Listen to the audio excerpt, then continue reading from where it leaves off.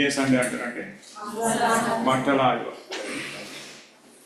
కాబట్టి యేసు ప్రభువాన్ని ముందుగా ఊరేగించుకుంటూ వచ్చింది. కాబట్టి అప్పుడున్న యొక్క సమాజం, అప్పుడున్న యొక్క జనసందడి ప్రభును ఊరేగించినట్టుగా మనకి జ్ఞాపకం చేయబడుతుంది. కాబట్టి నానా రకాలుగా వారు దేవుణ్ణి ఆరాధించటకు వారికి తోచిన విధానం, ఆ దినంలో వారికి ఏదైతే వారి హృదయంలో ఉన్నదో దాన్ని బహాటంగా బహిరంగ దాన్ని ప్రదర్శిస్తూ వచ్చినారు. అని బట్టి దానికి యేసుప్రభు నిరాకరించింది. యేసుప్రభు ఏమాత్రం నిరాకరించింది. వారు ఏదైతే చేస్తున్నో దానికి ఏకీభవించినాడు, లోబడినాడు. వారికి చెప్పినట్టుగా యేసుప్రభు విన్నట్టుగా దేవుని వాక్యం జ్ఞాపకం చేయబడుతుంది.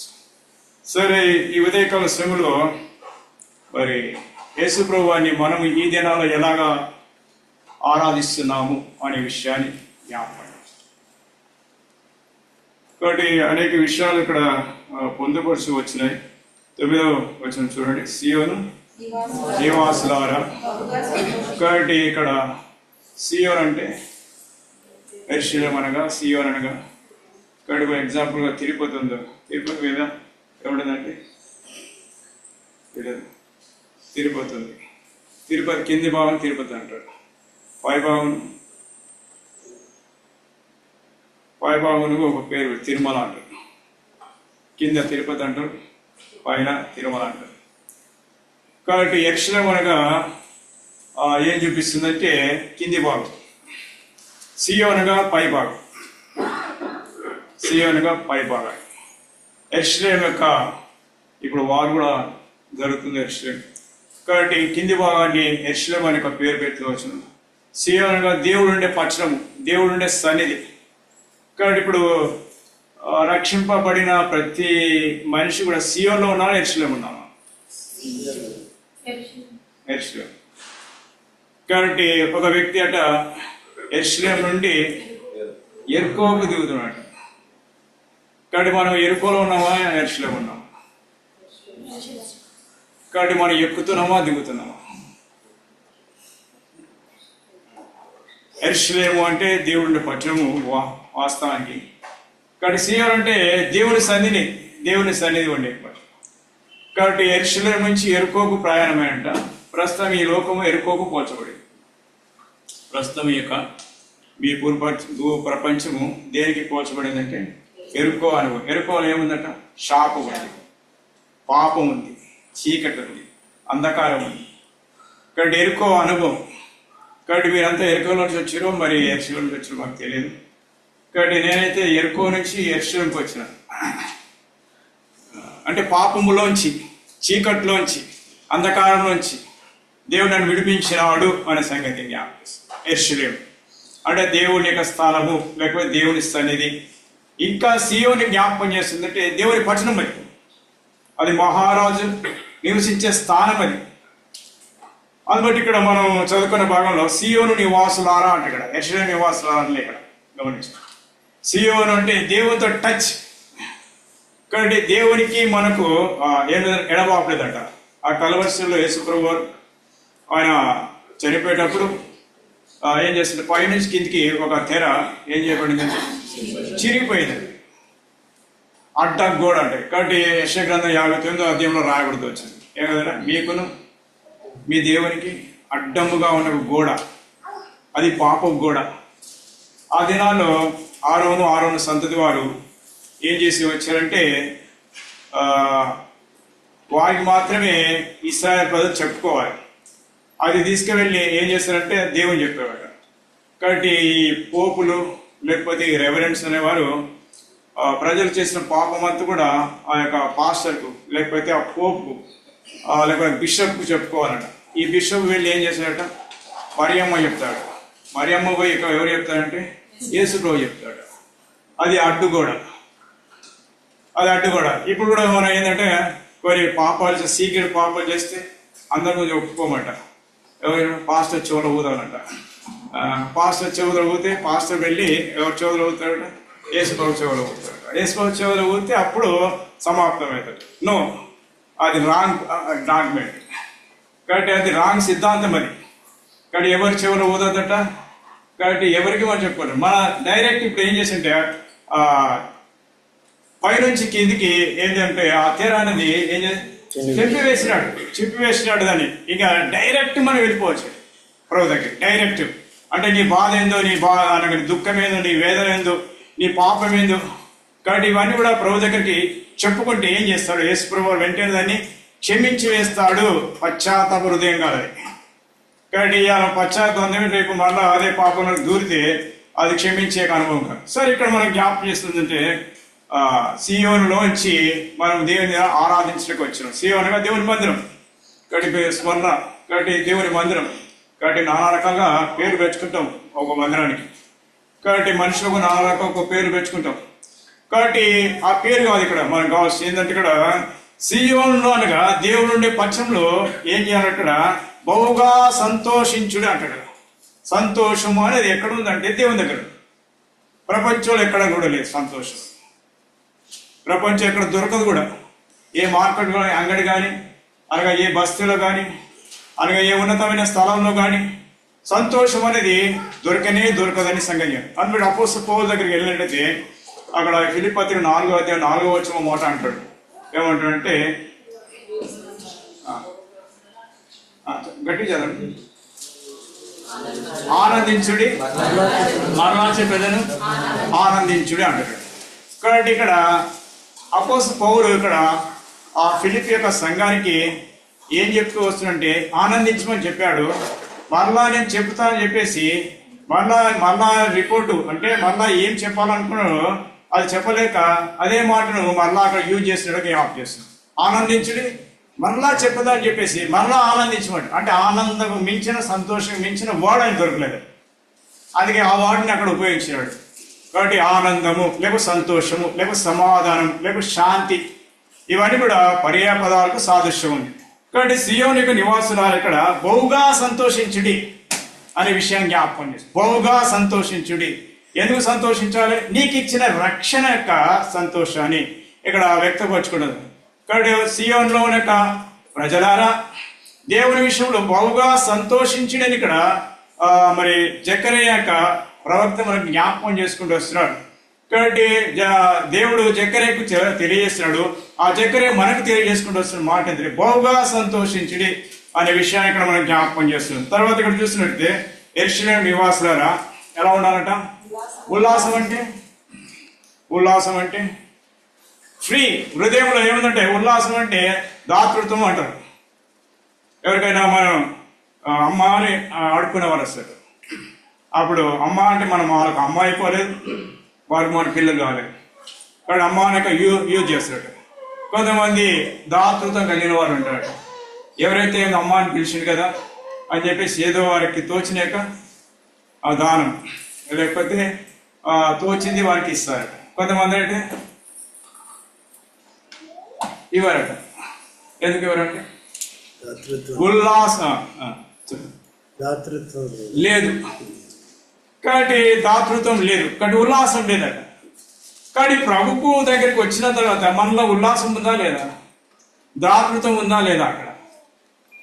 కాబట్టి దేవుని ఇంటికి వచ్చినాం వాస్తవమే, కానీ హృదయంలోంచి ఎలాంటి దాతృత్వం రావాలంట, ఎలాంటి దాతృత్వం రావాలి ఇక్కడ మనం జ్ఞాపకం చేస్తే ఇక్కడ యేసు ప్రభువుకి సర్వము మనకు సమర్పించుకున్నాడు.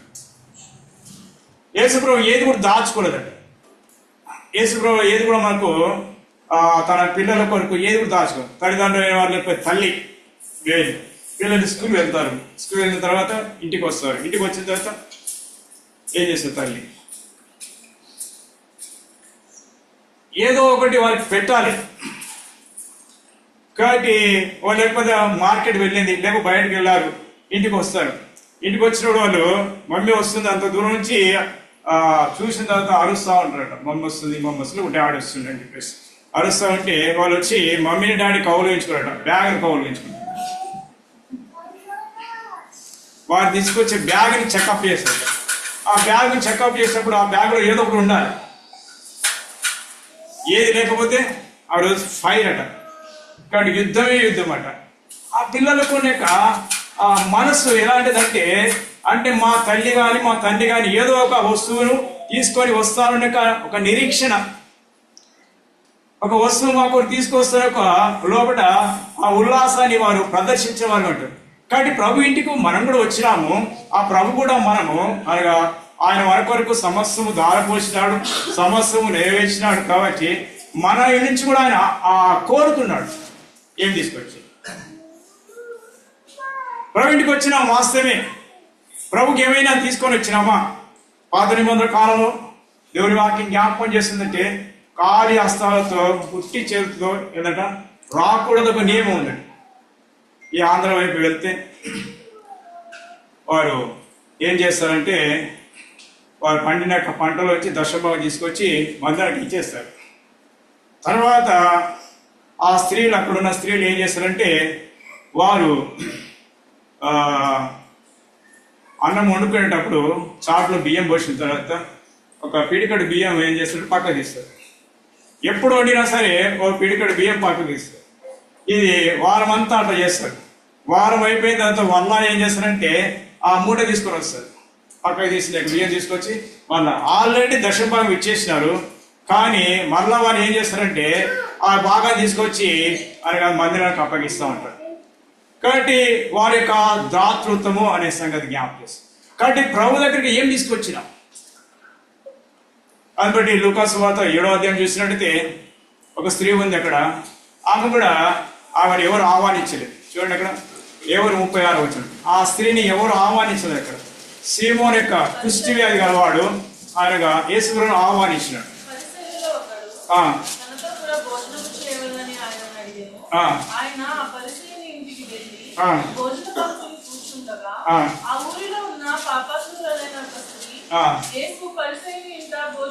కూర్చున్నాడని తెలుసుకొని ఒక బుట్టిలో అత్తర తీసుకొని వచ్చి వెనుకకు ఆయన పాదముల యొద్ద నిలవబడి ఏడ్చుచు కన్నీళ్లతో ఆయన పాదములను తడిపి తన తల వెంట్రుకలతో తుడిచి ఆయన పాదములను ముద్దు పెట్టుకొని ఆ అత్తరు వాటికి పూసెను.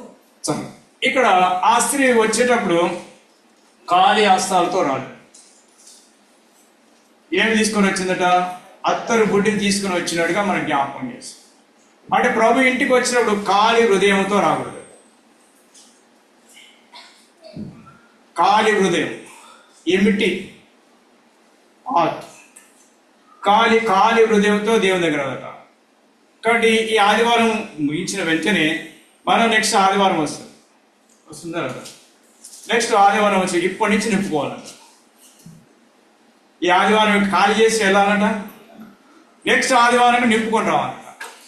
అది నింపబడిన హృదయానికి ఆరాధనకు సాదృశ్యం కనుక నింపుకొని వచ్చుట అనేది. అందుబట్టి ఇక్కడ దేవుని సన్నిధానికి ఎలా వస్తున్నాము అనే ప్రశ్న.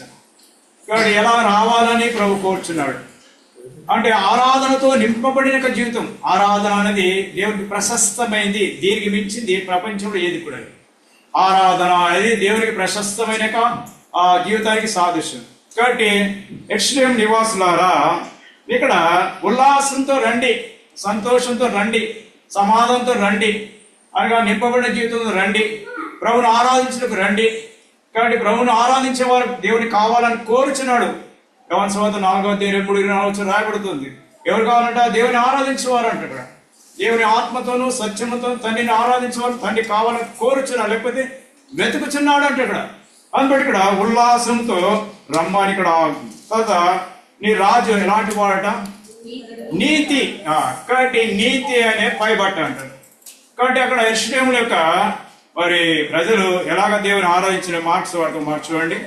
వారు దారి పొడుగున బట్టలు పరిచినట్టుగా జ్ఞాపకం చేస్తారు. కాబట్టి బట్ట అనే సంగతి జ్ఞాపకం చేస్తుంది. మార్క్స్ వార్త 11వ అధ్యాయంలో ఆ మాట చూడండి. మార్క్స్ వార్త 11వ అధ్యాయంలో 7వ వచనం.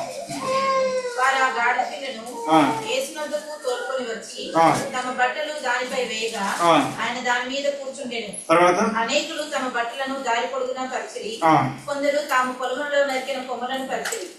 వారు మరియు ముందుగా వెళ్తుండిన వారును వెనుక వచ్చుచుండిన వారును జయము ప్రభు పేరిట వచ్చేవాడు స్తుతింపబడును గాక. ఇక్కడ మనం జ్ఞాపకం చేసిన మాట ఇక్కడ. కాబట్టి వారు దారి పొడుగున ఏం చేస్తూ వచ్చాడ? తమ బట్టలు ఏం చేసినా పరుచుకుంటూ వచ్చాడట. అంటే యేసు ప్రభువాన్ని ఆ ముళ్ళ తుప్పల్లోంచి లేకపోతే ఆ గచ్చి పొదలోంచి లేకపోతే ఆ యొక్క అనగా ఎగుడు దిగుడు యొక్క ఆ స్థలం నుంచి యేసుప్రభు నడిపించడానికి వారు ఇష్టపడక వారు ఏం చేసినట్టు తమ బట్టలు ఏం చేసిన దారి పొరుగున పరిచి ఆయన ఆహ్వానించినట్టుగా మన జ్ఞాపకం. బట్టల ఆదివారంలో ఆంధ్ర చాలా బాగా చేస్తారు. ప్రతి చర్చిని కూడా డెకరేషన్ చేస్తారు. దేంతో డెకరేషన్స్, బెలూన్స్ కానీ లేకపోతే కొమ్మలతో కానీ. అక్కడ ఎక్కువగా దొరికేది అంటే కొబ్బరి మట్టలు, ఈత మట్టలు ఎక్కువగా అక్కడ లభ్యం, అక్కడ దొరుకుతాయి, మన దగ్గర ఏం దొరకవు.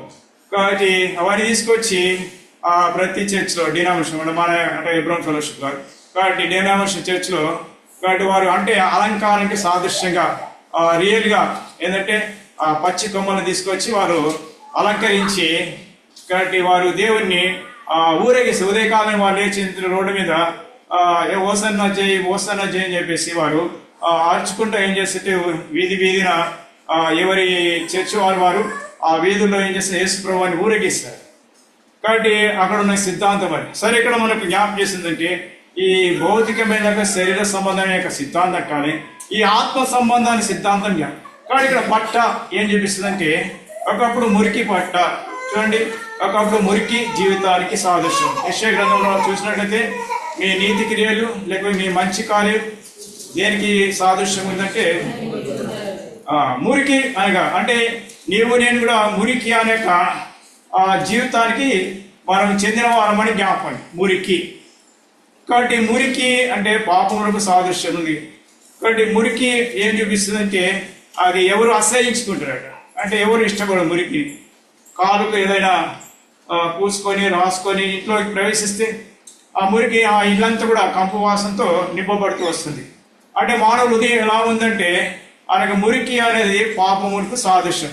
ఆ పాపముతో నింపబడిన హృదయంతో నింపబడిన వారు దేవుని ఆరాధిస్తే ఆ ఆరాధన దేవునికి ఎలా ఉందంటే మురికి పేలుకలతో సమానంగా జ్ఞాపకం. అందులో ఇప్పుడు నీతి అనే రక్షణ వస్త్రం చూడండి, యెషయా గ్రంథంలో రాయబడి మాట 61వ అధ్యాయంలో. కాబట్టి నీతి అనే రక్షణ వస్త్రము రాయబడింది. నీతి అని పైబట్ట అని కూడా రాయబడుతుంది. కాబట్టి ఇక్కడ నీతి కాబట్టి ఈ బట్ట ఏం చూపిస్తుంటే నీతితో పోల్చబడుతూ వస్తుంది. వారి యొక్క హృదయాలను పరిచినట్టు ఇక్కడ రాయబడింది. కాబట్టి వారు బట్టలు పరిచినట్టుగా అక్కడ రాయబడుతుంది. కానీ యేసుప్రభు అంటాడు ఏమంటే వారి యొక్క హృదయం అనే అనగా జీవితాన్ని ప్రదర్శించిన వారుగా కనబడుతూ వస్తున్నారు. చూడండి, యెషయా గ్రంథం 61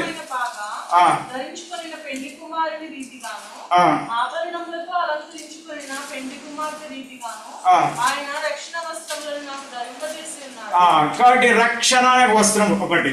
కాబట్టి నీతి అనేక పైబట్ట అని రాయబడుతూ వస్తుంది. తర్వాత 3వ వచనంలో 61 అక్కడ వస్త్రం రాయబడింది. కాబట్టి ఇక్కడ వస్త్రాల గురించి రాయబడింది. కాబట్టి ఉల్లాస వస్త్రము అనగా రక్షణ వస్త్రము, నీతి వస్త్రము, తర్వాత ఇంకేం రాయబడిందట భారవారితమైన ఆత్మకు ప్రతిగా ఏ వస్త్రం అట శృతి వస్త్రం అని. కాబట్టి ఇక్కడ వస్త్రాల గురించి రాయబడింది. కాబట్టి వారు దారి పొడుగున తమ యొక్క వస్త్రాలు పరిచినట్టుగా జ్ఞాపకం చేయబడుతూ వస్తుంది. దారి పొడుగున వారు దేవుణ్ణి ఆరాధిస్తున్నట్టుగా మనకు జ్ఞాపకం. దారి పొడుగున వారిని దేవుణ్ణి ఊరేగించినట్టుగా జ్ఞాపకం. దారి పొడుగున వారు అనగా ఈ శృతి వస్త్రాన్ని, ఈ ఉల్లాస వస్త్రాన్ని, ఈ నీతి వస్త్రాన్ని, ఈ రక్షణ వస్త్రాన్ని వారు కలిగిన వారు దేవుని ఆరాధించినట్టుగా జ్ఞాపకం. అందుబట్టి ఈ వస్త్రము అనగా ధరించుకొని వచ్చిన వారుగా ఉన్నట. రక్షణ అనే వస్త్రం చేత మనం వచ్చినామా అందుబట్టి మార్క్స్ వార్త 10వ అధ్యాయంలో ఒక వ్యక్తి ఉంటున్నాడు. అక్కడ ఎవరంటే గుడ్డివాడు కూడా అక్కడ ఉంటున్నాడు. అతనికి ఒక బట్ట ఉందట అక్కడ. చూడండి, అతను 50 వచ్చాడు. చూడండి 11:50 బట్టను పారవేసి దిగున లేచి యేసునద్దకు వచ్చాను.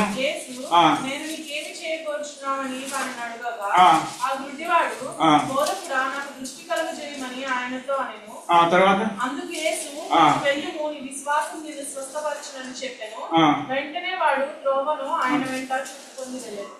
కాబట్టి అక్కడ బట్ట పారవేసినట్లేదు. అక్కడ చూడండి, ఒక మాట ఉంటుంది అక్కడ బట్టను పారవేసి. ఏ బట్ట? అది మురికి బట్ట.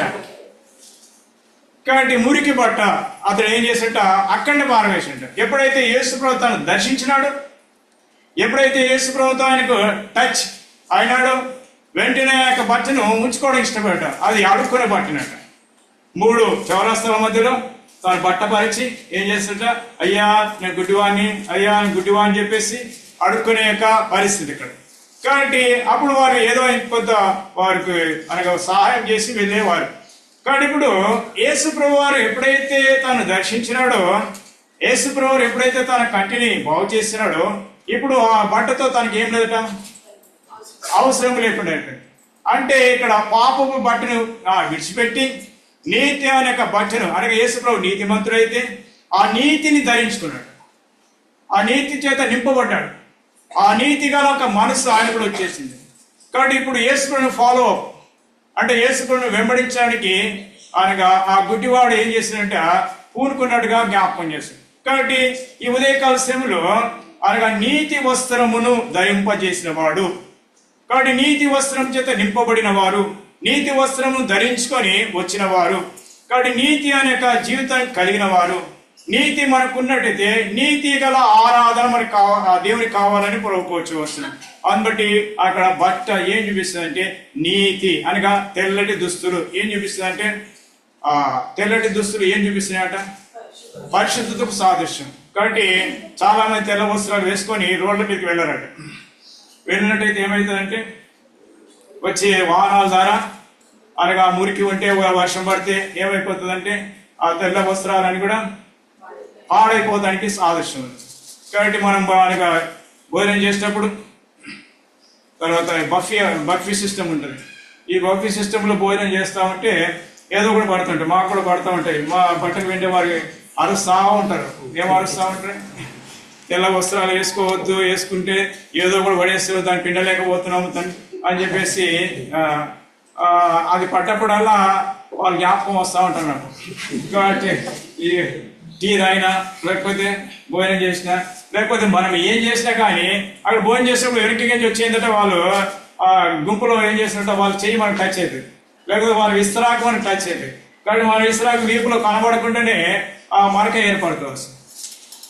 కాబట్టి ఇవన్నీ కూడా అనగా వస్త్రము అంటే ఈ లోకంలో జీవించినప్పుడు టచ్ మీ నాట్ అంటే ఈ పాప యొక్క జీవితానికి అనగా వేరుగా సపరేట్గా కాబట్టి మనం జీవించాలని జ్ఞాపకం చేస్తుంది.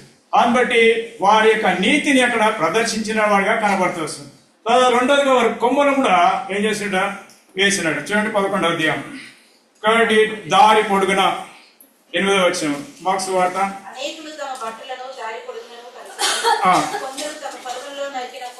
కాబట్టి కొమ్మ ఏం చూపిస్తుందట, ఈ కొమ్మ ఏం చూపిస్తుందట, ఫలించేటి కొమ్మ. ఏసేపు యెషయా గ్రంథం ఆదికాండం 50:22 వచనాలు ఏసేపు అనే వ్యక్తి ఫలించేటి కొమ్మ కొమ్మ అంటే ఏసేపు ఎక్కడ ఉండేవాడంటే కానాన్లో ఉండేవాడు. ఏసేపు వ్యక్తి కానాన్లో ఉండేది. అతన్ని అమ్మివేసినట్టు సొంత అన్నలు. కాబట్టి సొంత అన్నలు ఏం చేస్తూ వచ్చినంటే ఏసేపుని అమ్మివేసి ఆ ఇస్మాయిల్కి అమ్మేసినప్పుడు ఇస్మాయిల్కి ఆ పోతిఫర్కి అమ్మేసి, కాబట్టి ఆ పోతిఫర్ ఇంట్లో అతడు దాసుడుగా వర్కౌట్ చేస్తూ వస్తున్నాడు. కాబట్టి ఇప్పుడు అక్కడి నుంచి ఆ యొక్క స్త్రీ అతని మీద ఏం పడిందంటే మోజు పడిందట.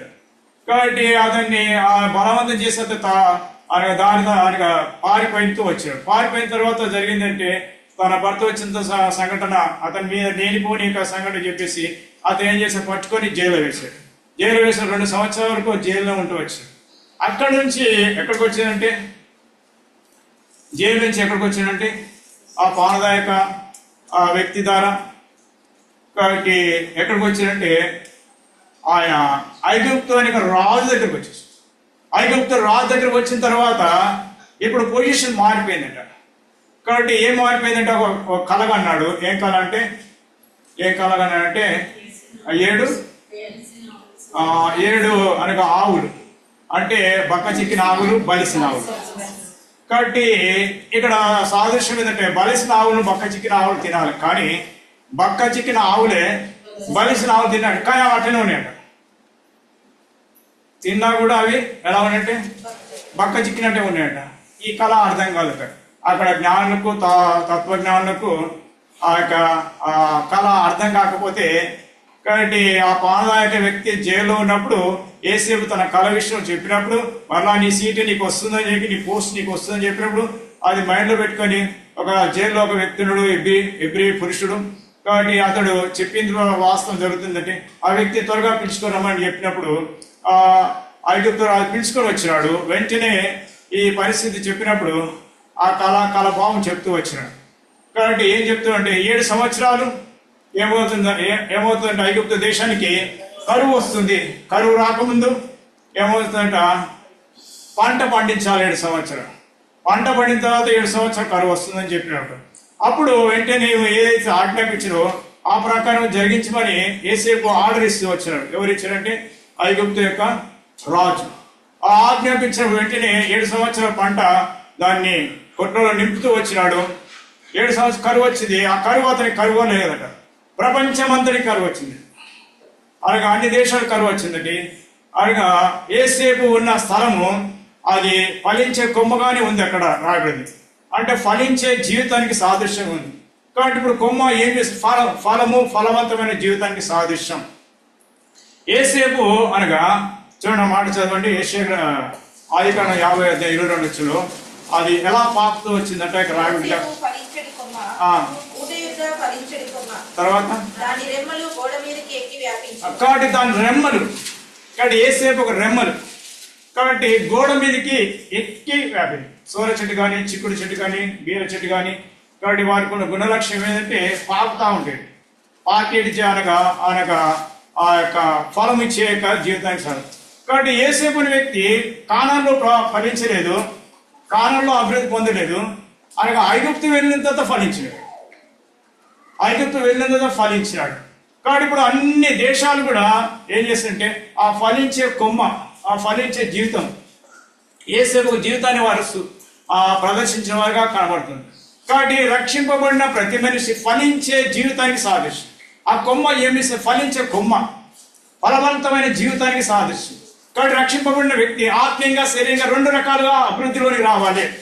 1 టైప్ కాదు, అంటే శరీరంగానే ఫలించాలని లేదు, ఆత్మీయంగా ఫలించాలి లేదు, 2 వైపుల నుంచి ఫలించాలి. అటు ఇటు ఆత్మీయంగా ఉండాలి, అటు శరీరంగా అభివృద్ధి పొందాలి. అప్పుడు ఆ వ్యక్తిని చూసినప్పుడు నిజంగా ఈ వ్యక్తి దేవులో ఉన్నాడు, అందుకే దేవుడు తోడై ఉన్నాడు, దేవుని దీవెనలు ఆ యొక్క వ్యక్తి మీకు వచ్చినాయి, ఆయన జీవితానికి సాదృశ్యం ఉంది. అందులో కొమ్మ ఫలిస్తుందని జ్ఞాపకం చేస్తుంది. కాబట్టి రక్షింపబడిన మనము దేవుని కొరకై ఫలించే కొమ్మగా మనం ఫలిస్తున్నామా? కాబట్టి ఫలించే యొక్క జీవితానికి, అందుకే ఇశ్రాయేల్లో ఫలించే కొమ్మగా అక్కడ పోల్చబడింది. ఇశ్రాయేల్ దేశం అది ఫలించే కొమ్మ, దాన్ని ఎవరు టచ్ చేయలేకపోతే ఇప్పటివరకు. అన్ని దేశాలు ఏకమైన కూడా ఏంటంటే యెరూషలేమును ఢీకొనలేదు. ప్రపంచ దేశాలలో ఏకమైన కూడా యెరూషలేమును ఢీకొనడానికి శక్తి సరిపోదు. అంటే ఫలించే కొమ్మకు సాదృశ్యంగా ఆ యెరూషలేము ఉన్నట్టుగా మనకి జ్ఞాపకం. కాబట్టి రక్షింపబడిన ప్రతి మనిషి కూడా ఆయనకు ఫలించే జీవితానికి సాదృశ్యం. కాబట్టి వారి హృదయం తెల్లగా ఉండాలని ఆ బట్ట అనగా తెల్లటి సాదృశ్యాన్ని కనబడితే ఈ కొమ్మ ఫలించే జీవితానికి సాదృశ్యంగా ఉంది. కాబట్టి ఈనాడు దేవుడు మనల్ని ఏ విధంగా ఈ భూమి మీద ఉంచాలని ప్రభు యొక్క ఉద్దేశం ఏంటంటే దేవుని ప్రజలైన వారు ఫలించే జీవితానికి సాదృశ్యంగా ఉన్నట్టుగా మనకు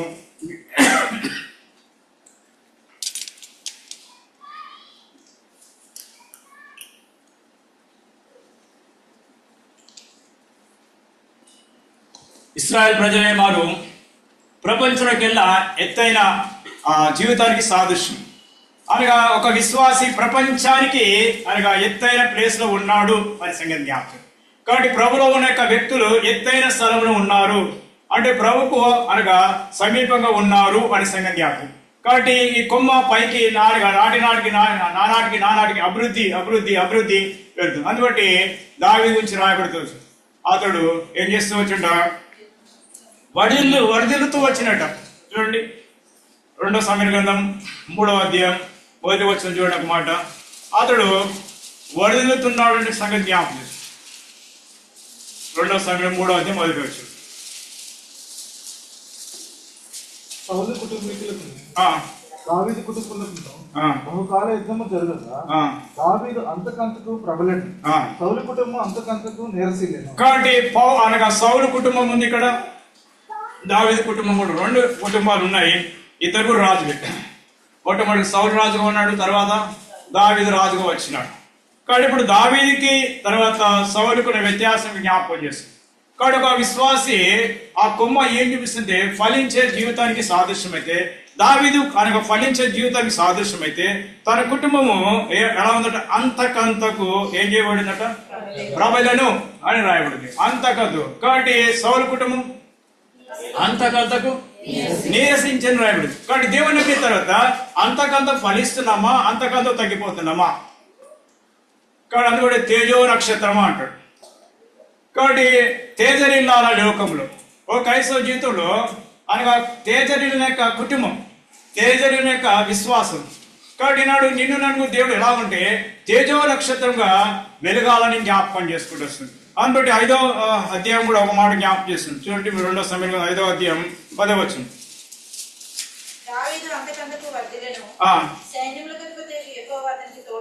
కాబట్టి దావీదు అంతకంతకు వర్ధిల్లుచు ఉన్న సంగతి జ్ఞాపకం. అంతకంతకు ఈ కొమ్మ ఏం చూపిస్తుందంటే అనగా ఫలించే జీవితానికి సాదృశ్యంగా కనబడుతుంది. అందుబట్టి ద్రాక్ష వల్ల నేను, తీగలు మీరు. కాబట్టి నాలో ఫలింపని ప్రతి తీగ తీసి పారవేయని రాయబడింది. కాబట్టి మీరు అనగా 15వ అధ్యాయము మరి 5వ వచనం 8వ వచనం చూడండి ఏం రాయబడిందంటే, మీరు బహుగా ఫలించుతారా, నా తండ్రికి మహిమ కలుగును. అనగా ఎలా ఉండాలని దేవుడికి వచ్చి వస్తుంటే ఫలించే జీవితం, బహుగా ఫలించాలి అంటే విశ్వాసంలోనికి బహుగా మనం ఫలించే జీవితానికి సాదృశ్యం. కాబట్టి ఆ కొమ్మ ఏం చేస్తుంటే ఫలభరితమైన జీవితానికి సాదృశ్యం. కాబట్టి యేసు ప్రభువు నిన్ను నేను ఈ లోకంలో ఎలా వచ్చాడు, ఫలించే జీవితంతో నింపబడాలని కోర్చి వస్తున్నాడు. కాబట్టి దేవుని వాక్యం చేత నింపబడుట, దేవుని ఆరాధన నింపబడుట, దేవుని ప్రార్థనతో నింపబడుట, కాబట్టి దేవుని యొక్క సన్నిధి చేత నింపబడుట. కాబట్టి ఇవన్నీ కూడా ఫలించే జీవితానికి సాదృశ్యం. ప్రభువైన యేసుక్రీస్తు 2025 సంవత్సరం అనగా ఈ మట్టలాది వారు మొదలుకొని ఈ 2026 సంవత్సరం మట్టలాది వారికి ఏమైనా ఫలించినామా, ఫలించలేదా అనే విషయాన్ని మనం జ్ఞాపకం చేయబడుతుంది. ఫలించే జీవితము. కాబట్టి ఇది ఏం ద్వారా ఫలిస్తాడు, దేవుని వాక్యమే మనకు ఆధారం. దేవుని వాక్యం చేత ఫలించాలని దేవుడు కోర్చి వస్తాడు. ఫలభరితమైన జీవితం. అందుబట్టి మనం చదువుకున్న బాగా అవుతాం. రండి జకర్య గ్రంథం 9వ అధ్యాయం మా తెలుసుకున్నాను. ఆరాధన వెళ్తాం. జకర్య 9వ అధ్యాయం 9వ వచనం రండి. కాబట్టి బహుగా సంతోషించుడు ఒకటి, రెండోది యెరూషలేము నివాసులారా, కాబట్టి రెండోది ఉల్లాసంతో జీవించాలని ప్రభు కోరుచున్నాడు. మూడోది దేవుడు నీతిపరుడు, నాలుగోది రక్షణ గలవాడును. కాబట్టి దీనుడై గాడిదను గాడిద పిల్ల ఎక్కి నేదకు వచ్చాం. గాడిద గాడిద గాడిద దేనికి అంటరాని జీవితానికి. గాడిద అంటే అన్ని జంతువులకు అనగా ఏం చేయబడుతుందంటే ఆ గాడిద అనగా యూజ్ చేయాలట. పాత నిబంధన కాలంలో గాడిద దేనికి అనగా ఆ యొక్క ప్రతిష్టమైన యొక్క జంతువులకు సాదృశ్యంగా దాన్ని అర్పించకూడదట. ఎందుకు అర్పించకూడదంటే అది అపవిత్రమైన జంతువు. కాబట్టి ఈ లోకంలో మానవుడు అనగా అపవిత్రమైన జీవితానికి సాదృశ్యం. కాబట్టి ఈనాడు అనగా అపవిత్రమైన జీవితంతో జీవించే నిన్ను నన్ను కూడా దేవునికి ఎలా చేస్తూ వచ్చినట్టు ఇక్కడ ప్రయోజకరమైన వ్యక్తిగా. కాబట్టి గాడిదకి బదులుగా ఏం చేయబడుతూ వస్తుందంట, గొర్రెపిల్ల అప్పగించాలి, గొర్రెపిల్ల అర్పించాలి. కాబట్టి ప్రవీణ యేసుక్రీస్తు గొర్రెపిల్ల అయితే మనం గాడిదలమైతే మనకు బదులుగా ఆయన కల్వరిలో ఆయన గుడ్ ఫ్రైడే చనిపోయినాడు. కాబట్టి మనకు బదులుగా అంటే మన పాప జీవితంతో ఆ బలి తీసుకెళ్తే అది అపవిత్రం అయిపోయింది. కాబట్టి అపవిత్రమైన జీవితంతో మన బలి అక్కడ దేవునికి చెందట్లేదు అక్కడ. అందుబట్టి ఆయన మనకి ఏం చేసింది, మనకు బదులుగా ఏం చేసి మన అపవిత్రను తొలగించి మనకు ఆ నీతిని మనకు ప్రదర్శించి ఆ నీతిని మనకి ఇచ్చి, కాబట్టి ఆయన ఏం చేసిండ కల్వరిలో బలి అయిపోయినాడు. బలి పశువుగాను యజ్ఞ పశువుగాను యేసుప్రభువు నీ కొరకు నా కొరకు సర్వలోక మానవులకు చనిపోయి ఆయన మరణించి మూడవ రోజు తిరిగి సజీవులు లేచిన దేవుడు ఈనాడు మనం ఏం చేస్తుందంటే ఇక్కడ మన జ్ఞానం. కాబట్టి యేసుప్రభువు ఎందుకు వచ్చుతున్నాడు, కాబట్టి ఇంకా వచ్చుతున్నాడంటే ఇంకా మనలోకి రాలేదేమో యేసుప్రభు మన లోబడికి రాలేదేమో. అందుబట్టి యేసుప్రభు ఈ హృదయం ఇంకా రావాలని ఆశిస్తున్నాడు అని సంగతి. ఇంకా హృదయంలోకి వచ్చి నేను ఉద్ధరించాలని, తర్వాత ఇక్కడ రాయబడిన మాట, నీకు సంతోషం ఇవ్వాలని, నీకు సమాధానం ఇవ్వాలని, నీకు శాంతిని ఇవ్వాలని, నీకు నెమ్మది ఇవ్వాలని, నీకు తృప్తిని ఇవ్వాలని, కాబట్టి నీకు ఆనందం ఇవ్వాలని ప్రభువుకు వచ్చినాడు. కాబట్టి ఆ సంతోషం ఆనందము ఈనాడు పొందిన వారు దేవుని ఆరాధిస్తారు. తప్పనిసరిగా డెఫినెట్గా దేవుని ఆరాధించి తీరవలసిందే. అట్లా ఆరాధించే వారే దేవుని ప్రజలు. అలా ఆరాధించలేకపోతే అంటే మనం దేవుని ప్రజలు కాం. పేరు మాత్రం దేవుని ప్రజలు చెప్పుకుంటాం, కానీ ఆరాధన చేయకపోతే దేవుని ప్రజలు కావని జ్ఞాపకం. కాబట్టి అలాంటి ఆరాధన చేత దేవుడు మరి నిన్ను నన్ను నింపి దేవుని కొరకు మనం ఆరాధించేవారుగా దేవుడు సిద్ధపరచు, దేవుడు సహాయపడను కాక, దేవుని మాట దీవించబడును కాక. కట్టబడినాక జీవితం ఇక్కడ మాట జ్ఞాపకం చేయబడి వస్తుంది. కాబట్టి ఈ భూలోకంలో ఈ శరీర సంబంధంగా దేని విషయంలో మనం కట్టబడి ఉన్నాము, ఆ కట్టబడిన కారణం బట్టి ప్రభు దగ్గరికి రాలేకపోతున్నాము. అలా వచ్చినా కూడా అది ఆ బలలో పాలు పొందుతున్నాము, కానీ అది నిజమైన అనుభూతితో మనము పాలు పొందలేకపోతున్నాము. ఈ చివరి దినాల్లో పరిస్థితుల యొక్క ప్రభావం చేత దేవునికి మనం దూరమై వాడి సమీపంగా ఉన్నామని మన భ్రమ చేత మనము ఇవాళ జీవిస్తున్నాము. ఇక్కడ ఆత్మీయ భోజనము, ఆత్మీయ విషయంలో మనము ఎలా ఉన్నామనే సంగతి ఒకసారి లేఖనం ద్వారా మనం పరిశోధించబడింది. కాబట్టి జ్ఞాపకం చేసి మాట్లాడితే, మొన్నటి దిన మేము గురువారం రోజున మా మందిరం నుంచి మేము సువార్త కొరకై చాలా బిజీ షెడ్యూల్లో ఉండే చేత ఏలూరు అనే ప్రాంతం, ఏలూరు జిల్లా కుక్కునూరు అనే మండలం గండిగూడెం అనే గ్రామానికి సువార్త కొరకై మేము గురువారం వ్యాను లేట్ వచ్చింది. రెడీ అర్చన రెడీ నైట్ అంతా ప్రయాణం చేసినాం. తిరిగి అక్కడికి చాలా 4 గంటలకు చేరుకున్నాం. నిన్నటి దిన గురువారం అంటే శుక్రవారం నైట్ చేరినాం. శనివారం నిన్నటి దిన సువార్త అక్కడ ప్రకటించారు. దాదాపు 14 గ్రామాలు ఉండే వారి కొరకు ఉదయకాలం సువార్త కొరకు మళ్ళా వెళ్ళినాం. ఉదయకాలం ఫస్ట్ సెక్షన్ కూడా ఎంతో అది ట్రైబల్స్ ఏరియా, ఏజెన్సీ ఏరియా. కాబట్టి సువార్త జరిపించినాం. మొదటి సెక్షన్ భోజనం చేసిన తర్వాత 2వ సెక్షన్కి వెళ్ళినాం. కాబట్టి వెళ్ళిన పొజిషన్ ఏమైందంటే ఇక్కడ ట్రైబల్స్ కానీ ఒకటి వరకు ఒక నియమం ఉంది. ఏ నియమం ఉందంటే ఒక జెండా బాధినారు. ఆ జెండా అది ఆ యొక్క ఊరికి అంటే దేవుడట. కాబట్టి ఆ జెండా కిందనే మేము స్టాండ్ చేసాం.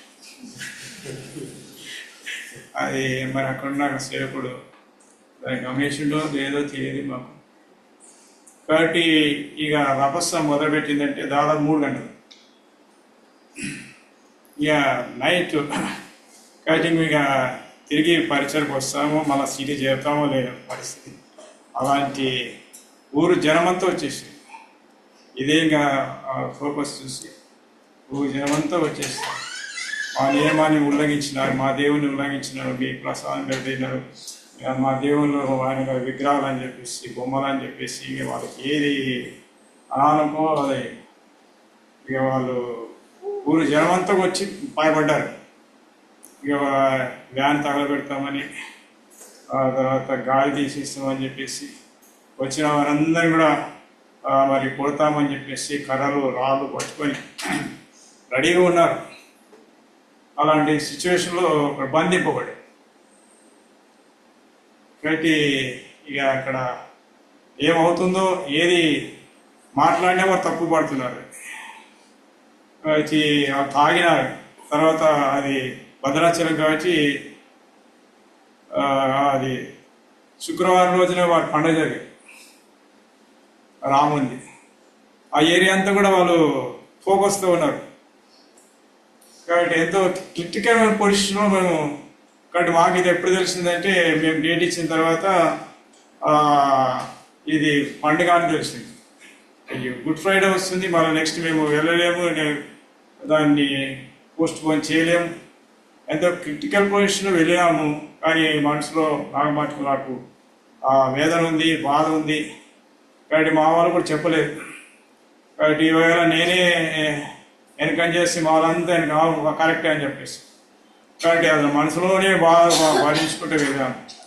కాబట్టి అలాంటి క్రిటికల్ పొజిషన్లో అక్కడికి అనుమతించారంటే, కాబట్టి చివరికి జరిగింది ఏంటంటే కొంత ఫైన్ వేసినారు వాళ్ళు తాగడానికి.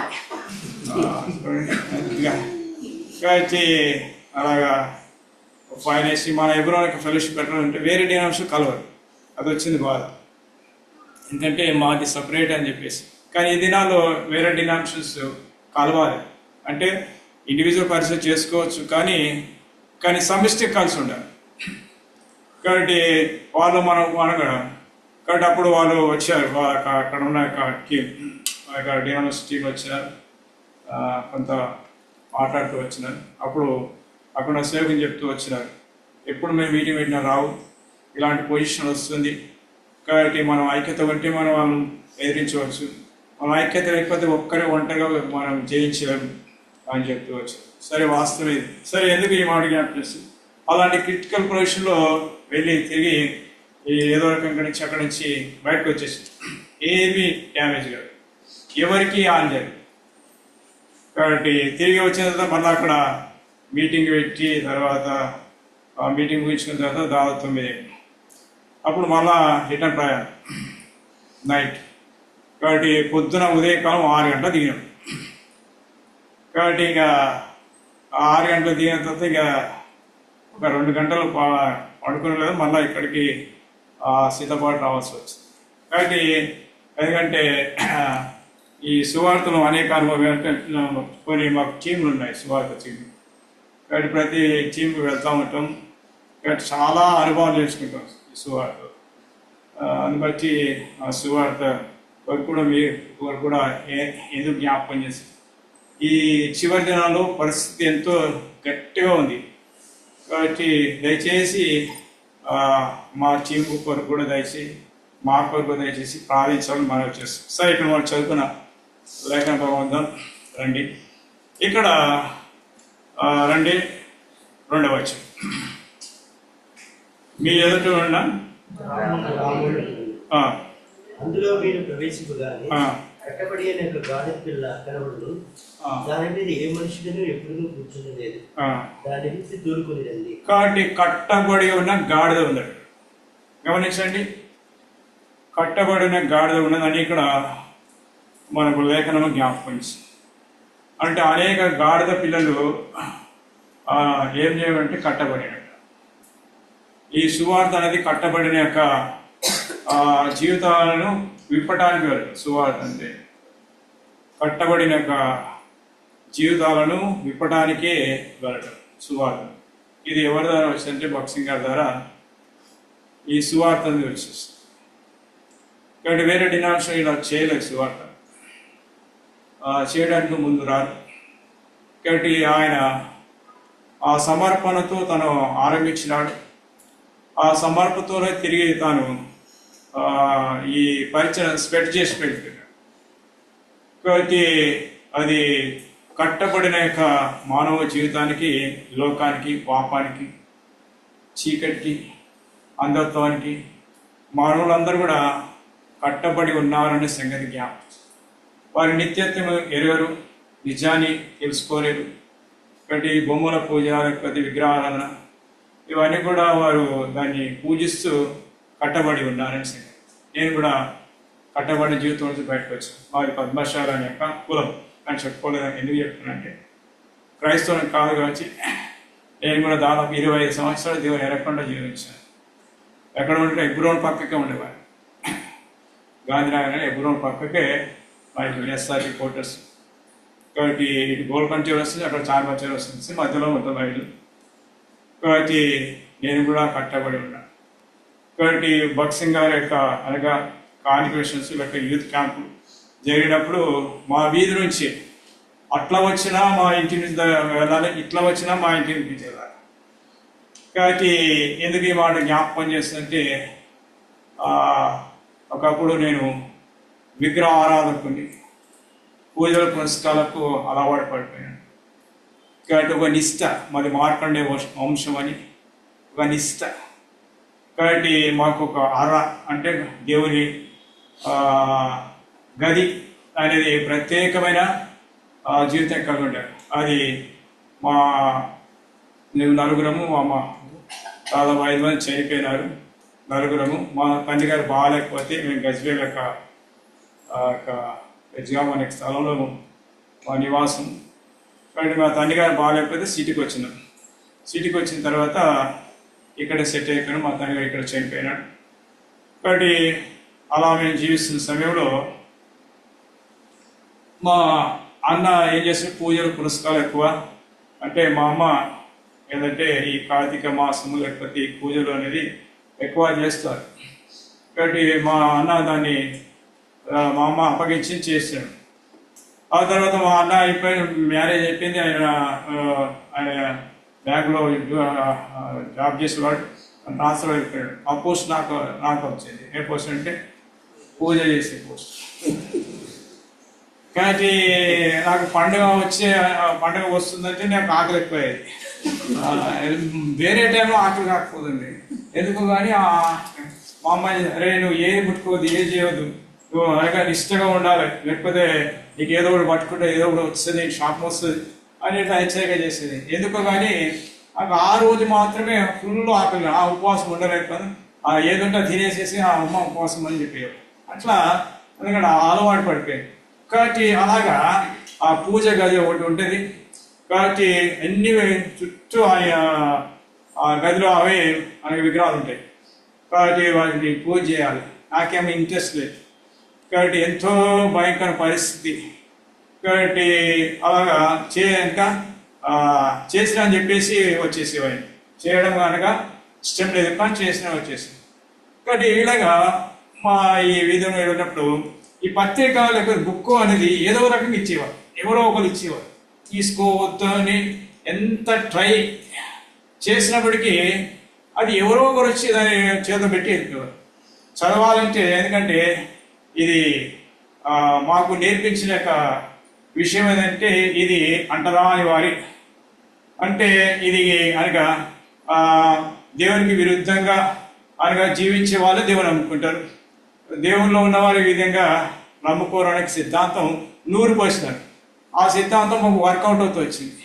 కాబట్టి ఇది అనగా ఇలాంటి అనగా నమ్ముకోకూడదు ఛాలెంజ్ అనగా దేవుని నమ్ముకోకూడదు, దేవుణ్ణి ద్వేషించాలి అంటే దేవుని ప్రజలను ద్వేషించాలి, దేవునిగా ద్వేషించాలి, దేవుని ప్రజలు ద్వేషించాలి అనగా దృఢ సంకల్పం కలిపి జీవిస్తుంది. అలాంటి ఇష్టమైన పరిస్థితిలో వెళ్తుంటే కాబట్టి మొట్టమొదటిగా మా చెల్లెని నమ్ముకుంది. మా చెల్లెని నమ్ముకుంది అంటే మా అక్క, మా అన్న, నేను, మా చెల్లి. కాబట్టి వాళ్ళిద్దరూ నమ్ముకున్నారు. మా బావ చెల్లి నమ్ముకున్నారు. ఇక ఎక్కడని ఆవేశము, పౌరుషము, వాళ్ళ ఇంటికి రానియకపోవడము, ఎంత వారిని నానా రకాలుగా బూతులు అనగా ద్వేషించి వారు ఆ మైండ్కి కట్ అయిపోయినారు. అలాంటి నిష్ఠతో జీవిస్తున్న సమయంలో ఒక రోజున ఏం జరిగిందంటే మేము సిద్దిపేట ప్రాంతంలో మా అమ్మమ్మ ఉంటుంది, అక్కడ చనిపోతే వెళ్ళిన తర్వాత జరిగింది ఏంటంటే అక్కడ మా అంత్యక్రియలు జరిగిన తర్వాత దేవుడు ఒక దర్శనం ఇచ్చినాడు. ఆ దర్శనం అని కూడా తెలియదు నాకు. కాబట్టి ఒక దర్శనం ఇచ్చినాడు. ఆ దర్శనం ఏమిందంటే ఒక సుందరమైనది, అందమైన ప్లేస్. అది ఎప్పుడు నేను చూడలేదు. అది చూస్తుంటే ఆహ్లాదకరంగా ఉంది. నా మనసు ఏంటంటే దాని మీద వెళ్ళాలి అంటే ఆ ప్రదేశం నేను ఉండాలి ఒక కోరిక వచ్చేసి. ఈ మా ఊళ్ళని అందరిని అడిగితే మాకు తెలియదు అన్నారు. కాబట్టి ఈ సందర్భంగా మా బావ, మా చెల్లి ఏంటంటే మా దగ్గరకు వచ్చినాడు. ఈ సందు అంటే ఇది అంటే పరామర్శించడానికి వచ్చినారు. ఇప్పుడు పరామర్శకు వచ్చిన కాబట్టి వాళ్ళని లోపల రానిద్దాం అని చెప్పేసి లోపల రాణించిన తర్వాత ఏం చెప్పిన అనగా ఎవరికి అనగా ఈ దర్శనం చెప్పలేకపోతున్నాడు, ఈ రకంగా తెలుసు అని చెప్పేసి అడిగితే అప్పుడు వాళ్ళు ఏం చెప్పారంటే అది పరలోక రాజ్యం అని. అది పరలోక రాజ్యానికి వెళ్ళే దారి అంటే యేసుకుని నేనే మార్గం, సత్యం, జీవం, నా దారిని తప్ప ఎవరు కూడా వెళ్ళలేని.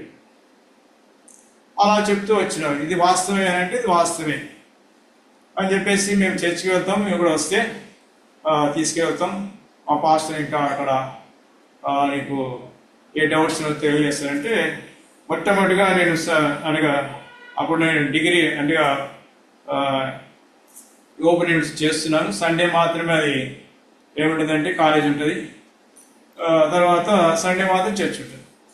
కాబట్టి ఆ సండే ఏం చేసినంటే, సరే ఈ సండే వెళ్దామంటే కాలేజ్ మానేసి వెళ్ళినాను. వెళ్ళిన తర్వాత అక్కడ ఆయన బోధకుడు ఏదో చెప్పినాడు, ఆయన అర్థం కాలేదు. ఒక న్యూ టెస్ట్మెంట్ ఇచ్చినాడు. అప్పుడు బైబిల్ అంటే మాకు తెలియదు. కాబట్టి ఆ న్యూ టెస్ట్మెంట్ ఇచ్చి చదువుకో, నిజమైన దేవుడు ఒకడు ఉన్నాడు, ఆయన మాత్రమే దేవుడు, ఆయన తలుచుకుంటే ప్రత్యక్షం అవుతాడని చెప్పినాడు. సరే అని చెప్పేసి వచ్చేసిన తర్వాత జరిగిన విషయం ఏంటంటే, నెక్స్ట్ సండే మనసు నెమ్మది. అనగా కాలేజీకి వెళ్ళాలన్నా ఇటు చర్చికి వెళ్ళాలన్నా, కాలేజీకి వెళ్ళాలన్నా చర్చికి వెళ్ళాలంటే చివరికి తెగించి ఏం చేస్తే కాలేజీకే వెళ్ళాను. సర్దార్ వల్లభాయ్ పటేల్ పద్మనాభం అంటే సికింద్రాబాద్. కాబట్టి అక్కడ వెళ్ళిన తర్వాత ఫస్ట్ పీరియడ్ అయింది, లెక్చరర్ వచ్చినాడు, ఏం చెప్పాడో అర్థం కాదు, మైండ్ అంతా బ్లాక్ అయిపోయింది, అసలు ఏమీ అర్థం కాదు. ఏం చేయాలి ఇప్పుడు అని చెప్పేసి ఇంటికి వచ్చేసి ఇంట్లో ఒకనే ఉన్నాను. ఆ పాస్టర్ ఏం చెప్పినంటే, ఆ సేవకుడు, కాబట్టి నిజమైన దేవుడు ఒకడు ఉన్నాడు, ఆయన తలుచుకుంటే నీకు ప్రత్యక్షమవుతుందని చెప్పాడు ఆ మాట.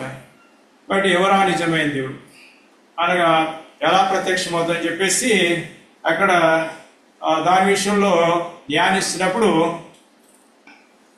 ఈ టీవీలో ఎలాగైతే మనం ప్రోగ్రామ్స్ కనబడతాయో ఒక గోడ మీద, నాకు ఎదురు గోడ మీద నా పాప రహస్యాలన్నీ కూడా బయలుపరుస్తున్నాడు, అక్కడ చూపిస్తా ఉన్నాడు. ఫలాన్ని నీవు చేసినవా లేదా, ఫలాన్ని చేసినావు, నేనే వాస్తవాన్ని ఒప్పుకుంటూ వచ్చింది. దాదాపు 2-3 గంటల వరకు ఏం చెబుతూ వస్తుందంటే, అనగా చూపించినప్పుడు నేను ఒప్పుకుంటూ వచ్చినాడు. అప్పుడు నాకు తలాన్ని మొదలుకొని అరికాల వరకు ఏమైందంటే పూర్తిగా ఆరోగ్యం వచ్చేసింది, నెమ్మది వచ్చేసింది. కాబట్టి నిజమైన దేవుడు యేసు ప్రభువా, కాబట్టి నా పాపలకు చనిపోయినాడా అని చెప్పేసి ఆయన చేర్చుకొని ఆయన ఆనందిస్తూ నెక్స్ట్ అనగా కాలేజీకి వెళ్ళే బదులు ఎక్కడికి వెళ్ళాలంటే చర్చికి మందిరానికి వెళ్ళాను. అలాగా ఆరంభమైంది 1987 సెప్టెంబర్ 17. కాబట్టి యేసు ప్రభువా నేను కాబట్టి నా బంధకాల నుంచి ఇక్కడ మనం చదువుకున్న భాగాలు కదండి, కట్టబడిన జీవితాన్ని, కాబట్టి నా కట్ట నుంచి దేవుడు విడిపించిన, నా పాపం యొక్క జీవితం నుంచి దేవుడు విడిపించినాడు. కాబట్టి అప్పుడు నవీన కొత్త నూతన అనుభవంలో తీసుకొచ్చాను. నాటి నుంచి నేటి వరకు కూడా ఆదివారం అంటే దేవునికి అనగా పోగొట్టుకోను, ఏ వారమైనా పోగొట్టుకుంటే ఇష్టపడదు, కానీ సండే మాత్రం కాబట్టి ప్రభువును వెంబడించాలి. కాబట్టి కొన్ని సంవత్సరాలు కూడా ఇక్కడ సంగారెడ్డిలో సేవ చేసి వచ్చిన. ఈ కరోనా వచ్చి నన్ను 2002 వేలో చివరికి అనగా లేకుండా వెళ్ళిపోవాలి, కానీ దేవుడు మరలా బ్రతికించినాడు. కాబట్టి ఫుల్ టైంగా అంటే నేను మందిరం ఉన్నట్లు, కానీ అన్ని కుడికి మీటింగ్లకు ఎక్కడైనా వెళ్తూ ఉంటాను, ఈ సువార్తకి వెళ్తూ ఉంటాను. కాబట్టి దయచేసి సరే, ఇక్కడ మనం చదువుకున్న భాగంలో ఇక్కడ కట్టబడిన జీవితానికి సాదృశ్యం, గాడిద కట్టబడింది, లోకంలో అనేక కట్టబడి ఉన్నారు అనే విషయాన్ని మనం జ్ఞాపకం. కట్టబడిన వారు విప్పుటానికి నీవు యోగ్యుడు కావా, యోగ్యురాలు కావా, ఆ బలలో ఎలా పాల్పొందుతున్నావు. కాబట్టి ఎవరైనా విడిపించినామా, విడిపించడానికి ఇష్టపడుతున్నామా, కాబట్టి విడిపించేవారు కావాలని దేవుడు. కాబట్టి ఈనాడు పాపపు కట్లు, కాబట్టి తాగుబోతు కట్లు, వ్యభిచార కట్లు, కాబట్టి విగ్రహాల కట్లు, కాబట్టి నానా రకాల కట్ల చేత బంధింపబడు. ఈనాడు త్రాగడానికి అనగా మనిషి బానిసైపోయాడు, బలి అయిపోయినాడు. కాబట్టి కుటుంబాలు ఈనాడు ఏమైపోతుంది, త్రాగుడికి అలవాటు పడి కుటుంబాలు చెదిరిపోతూ వస్తున్నాయి. చెడు స్నేహం, ఫ్రెండ్షిప్, కాబట్టి అనగా చెడిపోయిన కుటుంబాలను అనగా విప్పటానికి, కాబట్టి కట్టబడిన జీవితాన్ని బయటికి తీసుకురావడానికి దేవుడు నిన్ను అనగా ఒక వ్యక్తిగా దేవుడు ఏం చేస్తున్నాడు, సంధిస్తున్నాడు. కాబట్టి 2 తెస్సలోనికైయుల 2:13 అక్కడ రాయబడిందండి, మిమ్మల్ని నేను ఏర్పరచుకున్నాను అంటాడు. చూడండి, దేవుడు నన్ను ఈ లోకంలో మానవుని ఏర్పరచుకున్నాడు అనే సంగతి జ్ఞాపకం. దేని కొరకు కట్టబడిన వ్యక్తులను విడిపించే కొరకే దేవుడు నిన్ను ఏర్పరచుకున్నాడు అనే సంగతిని జ్ఞాపకం చేసింది. కాబట్టి ఏర్పాట్లో నీవు ఉన్నావా లేవా? కాబట్టి ఈనాడు బలవైతే వెళ్ళకముందు కాబట్టి మనగా విమర్శించుకుంటే కాబట్టి ఎవరిని మనం విడిపిస్తున్నాము, ఎవరి దగ్గరికి మనం అనగా దేవుని సువార్తను తీసుకువెళ్తున్నాము, ఎవరిని దేవునికి అనగా ఆ విషయాలు వారికి బోధిస్తున్నాము. కాబట్టి ఈనాడు ఆ బల ఏం చూపిస్తుందంటే కాబట్టి కట్టబడిన జీవితాలను విడిపించడం కొరకే యేసుప్రభు లోకానికి వచ్చినాడు. కాబట్టి నీవు నేను ఎందుకు వచ్చినామంటే యేసుప్రభు వారు కట్టబడిన జీవితాన్ని మనం విడిపిస్తే మనం కూడా యేసుప్రభు వారు విడిపించడానికి దేవుడిని ఏర్పరచుకున్నాడు సంగతి. అందుబట్టి బట్టి ఇక్కడ యోహాను సువార్త చూసినట్లయితే ఇక్కడ లాజరు అనే వ్యక్తి ఆయన చనిపోయినాడు, మరి మరణించినాడు. తర్వాత తిరిగి యేసుప్రభు 4 రోజులైన తర్వాత ఆ బేతనీ యొక్క గ్రామానికి తిరిగి మార్తా మరియమ్మ దగ్గరికి వచ్చినాడు. వచ్చిన తర్వాత వారు ఆయన పిలిచినప్పుడు రాలేదు.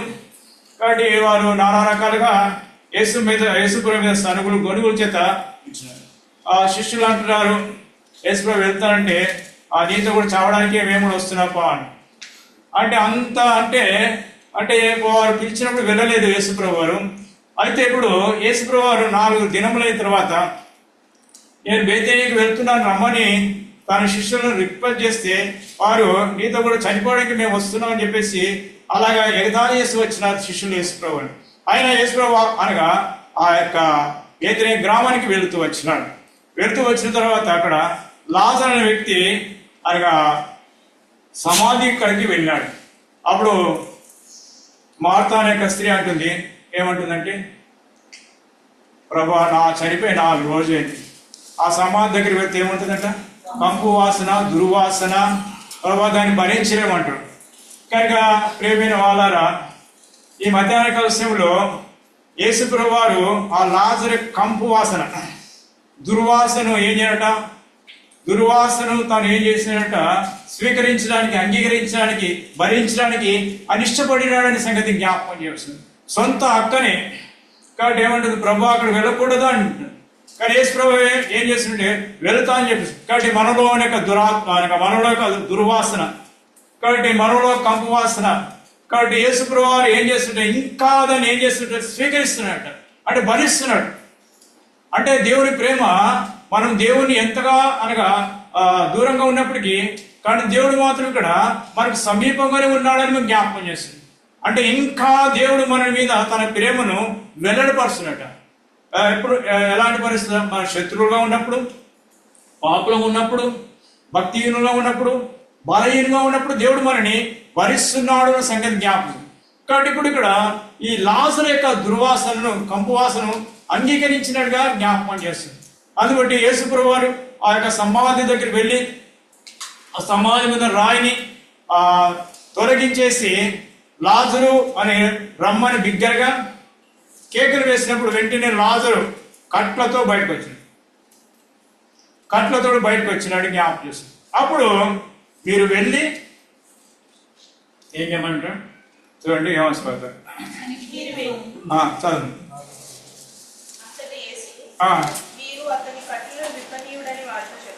కాబట్టి మీరు వెళ్ళి ఎవరికి చెప్పినమాట? మీరు వెళ్ళి శిష్యులతో చెప్పినట్టు.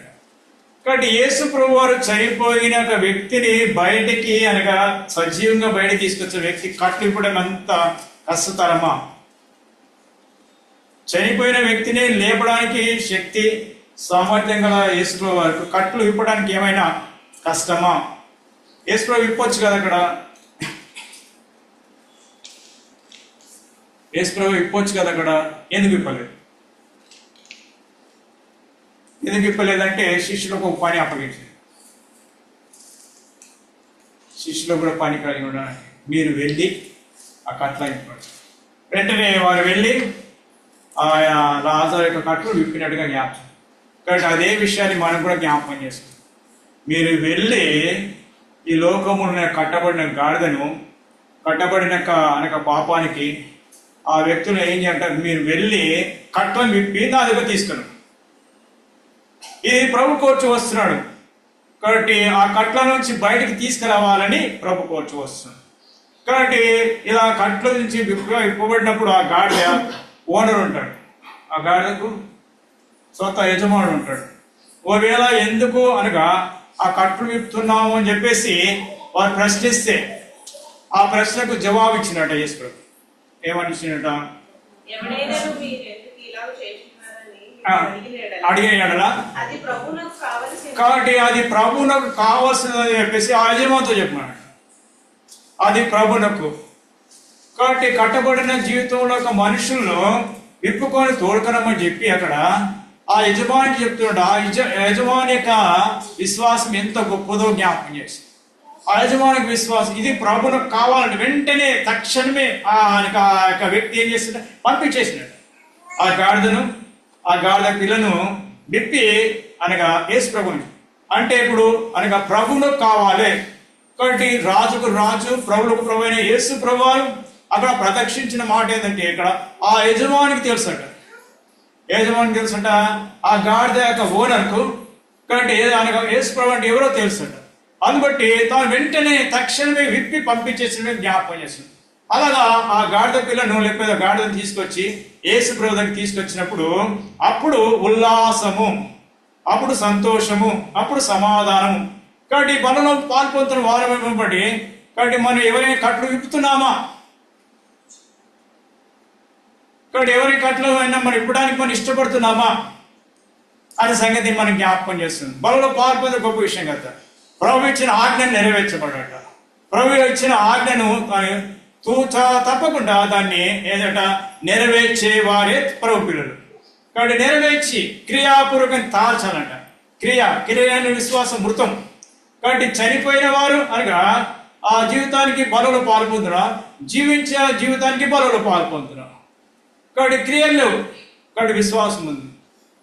క్రియ ఏం చూపిస్తుందంటే ఫలభరితమైన జీవితానికి సాదృశ్యంగా కనబడుతుంది క్రియ. కాబట్టి మనము మాట అనగా మన నాలుగనేలు నరం ఎన్ని మాటలైనా మాట్లాడతాడు. కానీ క్రియ అంటే ఆ కాలు తీసి బయట పెట్టకుండా మనం ఎన్నైనా మాట్లాడు అది కాదట. యేసుప్రభువారికి ఏంటంటే క్రియాపూర్వకమైన జీవితాన్ని ప్రదర్శించాలంట. ఈ లోకానికి దేవుడిని ఎందుకు పంపించాడంటే మనం ఎందుకు పంపించాడంటే ఈ లోకంలో కట్టబడినాక ఆ జీవితాలను ఏం చేయాలి విప్పడానికి, వారిని రక్షించడానికి, వారిని దేవుని దగ్గర తీసుకొని రావడానికి, వారిని పరలోకాలకు తీసుకువెళ్ళడానికి దేవుడిని ఏర్పరచుకున్నాడు, దేవుడిని ఎన్నుకున్నాడు. కాబట్టి ఈ పరిచర్య లేకపోతే ఈ భారభరితమైన పరిచర్య ఇది అందరికీ అవకాశం దొరకదట. ఇది కొంతమంది మాత్రమే ఈ అవకాశాన్ని సద్వినియోగపరచుకుంటారట.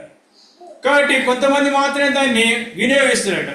కాబట్టి ఎందుకు మిగతా వారు ఎందుకు వినియోగించలేకపోతున్నారంటే వారికి ఇంకా దేవుని వాక్యములోంచి లోతైన సంగతులు వారు ఎరగని వారుగానే పై జీవితానికి సాదృశ్యంగా ఉన్నారు.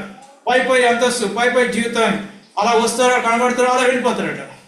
కాబట్టి సమర్పణ లేని జీవితం, కాబట్టి దేవుని కొరకై నష్టపోని జీవితం, దేవుని కొరకై అనగా వారి యొక్క శరీరాన్ని, వారి యొక్క డబ్బును, వారి ఆత్మను వారి ప్రభు కొరకి ప్రతిష్ఠింపబడిన జీవితానికి ఈ కట్టబడిన యొక్క జీవితం ఏం చేస్తుంటే విప్పబడిన జీవితానికి సాదృశ్యం. కాబట్టి నాడు విప్పబడిన యొక్క అనుభవం ఏంటంటే నిజమైన క్రైస్తవ జీవితానికి సాదృశ్యం. ఎంత కష్టమైనా సరే, ఎంత నష్టమైనా సరే ప్రభు కొరకు అనగా భరించి ఆ ప్రభు పరిచయం చేయాలని ప్రభు కోర్చి వస్తున్నాడు. అందుని బట్టి చివరిగా ఒక మాట జ్ఞాపకం చేసుకుంటూ వస్తాను. 2వ దినవృత్తాంత గ్రంథము 29వ అధ్యాయం 11 వచ్చింది. ఏమందంటే నా కుమారులారా అలా రాయబడింది. 2వ దినవృత్తాంత గ్రంథం 29:11 వచ్చింది.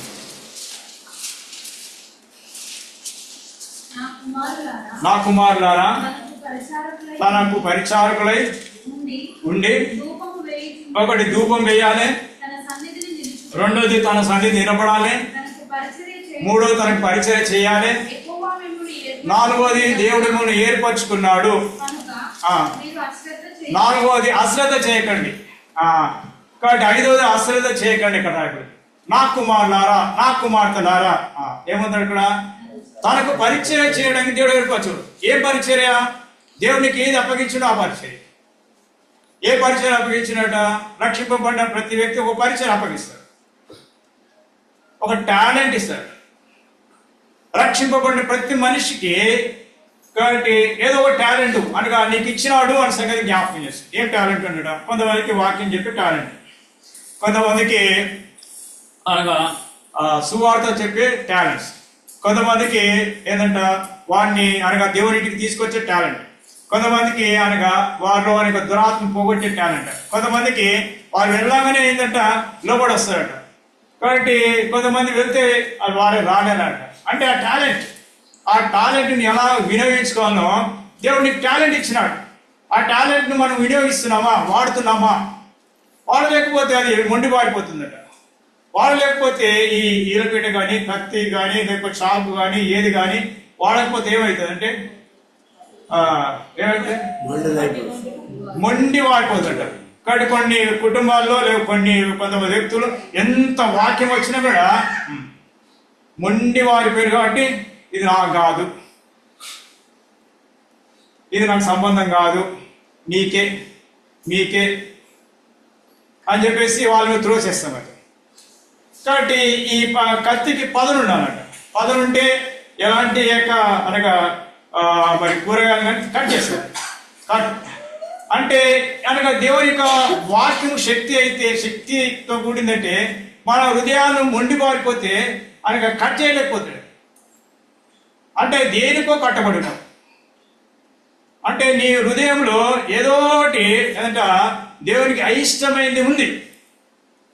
ఆ ఉంది కారణం బట్టే దేవుని వాక్యం ఎంత షార్ప్గా, కాబట్టి ఎంత నైస్గా అలాగే దేవుడు మాట్లాడినప్పుడు కూడా ఆ మొండి వారిపోయిన జీవితాన్ని కట్ చేయడానికి దేవుని వాక్యం వస్తుంటే, కాబట్టి దాని మీద పడనీయకుండా మనం ఏం చేస్తుందంట, ఇది నాకు కాదు ప్రభా, ఇది నాకు కాదు ప్రభా అని చెప్పేసి మనం దాన్ని ఏం చేస్తున్నంట త్రోసివేస్తున్నాం. అది బట్టి నాడు దేవుడు ఎందుకు ఏర్పరచుకున్నాడు? కట్టబడిన జీవితాన్ని విడిపించినాడా, నీ కుటుంబాన్ని విడిపించినాడా? కాబట్టి నీ కుటుంబానికి విడిపించబడకపోతే కాబట్టి నువ్వు ఒక్కరివే కాబట్టి కట్టబడి ఉంటే కాదు. కాబట్టి నాడు ప్రభువైన యేసుక్రీస్తు వారు కట్టబడిన వాడిని విడిపించిన కొరకే దేవుడు నిన్ను ఏర్పరచుకున్నాడు. అందుబట్టి అశ్రద్ధ చేయకుడి. అందుకంటే అశ్రద్ధ కాబట్టి అనగా దేవుని వాక్యాన్ని అశ్రద్ధగా తీసుకోకూడదు. అందుకంటే 20 గ్రంథం 48 చూడడం మాట, అక్కడ ఒక మాట దేవుడు హెచ్చరిక జారీ చేస్తున్నాడు. 48:10 అంటున్నాడు, దేవుని కార్యములను అశ్రద్ధ చేయవాడు ఏమొస్తుందట? కాబట్టి శాపాన్ని తెచ్చుకుంటున్నావా? అశ్రద్ధ అంటే ఇది నాకు కాదు అని చెప్పేసి. కాబట్టి అనగా అశ్రద్ధ చేయకూడని ఇక్కడ మనకు 2 దినవృత్తాంతం 29:11 మనం జ్ఞాపకం చేసుకుంటూ వస్తున్నాడు. నా కుమారులారా, నా కుమార్తెలారా, దేవుని పరిచర్యను అనగా అశ్రద్ధ చేయకూడదు. కాబట్టి మీకు అప్పగించిన అనగా పరిచర్యను కట్టబడిన వాడిని విడిపించిన కొరకే దేవుడిని ఏర్పరచుకున్నాడు అని. కాబట్టి ఆ గాడిదను విప్పి యేసు ప్రభు తీసుకొచ్చినప్పుడు ఆ గాడిద ఎంత సంతోషంతో ఆ ప్రభుని అందుబట్టి ఆ ప్రభుని ఎక్కించుకుంటాడు. గాడిద ఎక్కించుకొని అనగా దారి కూడా అనగా ఈ బట్టలు పరిచినట్టుగా కొమ్మలు వేసినట్టుగా ఆ గాడిద ఏం చూపిస్తుందంటే అప్పుడు గాడిద అనుకుందట ఏమనుకుందట కాబట్టి యేసుప్రభు నడవలేరు. ఎవరు నడిచినట్ట? గాడిద నడిచింది. గాడిద మీద యేసుప్రభు కూర్చుంది. యేసుప్రభు బట్టల మీద కొమ్మల మీద నడవలేదు, గాడిద మీద కూర్చున్నాడు. గాడిద నడిచిందట. ఏంటిది? బట్టల మీద కొమ్మల మీద. అప్పుడు గాడిద అనుకుందట. ఏమనుకుందట? ఈ ప్రజలు నన్ను గుర్తించినారు కాబట్టి నా కొరకు పైన